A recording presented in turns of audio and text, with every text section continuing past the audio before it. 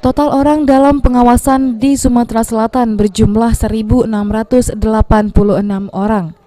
661 selesai pemantauan, sementara sisanya masih dalam pemantauan dengan gejala ringan.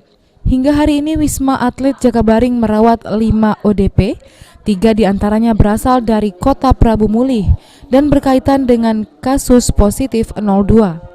Belum ada penambahan tenaga medis di sana, sesuai arahan pemerintah provinsi yang menghimbau masyarakat terdata sebagai ODP untuk segera ditempatkan di rumah sehat Wisma Atlet.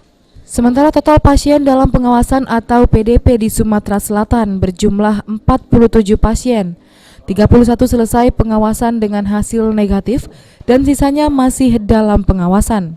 Kasus positif COVID-19 di Sumatera Selatan berjumlah 16, 2 meninggal dunia, 1 pasien sembuh, dan sisanya masih dirawat di RSMH Palembang dalam kondisi ringan hingga sedang, dengan usia rata-rata di atas 20 tahun.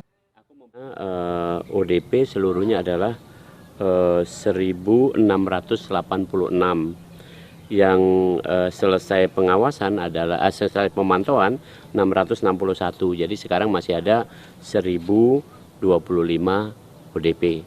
Ini sudah tersebar di seluruh kabupaten kota. Oke.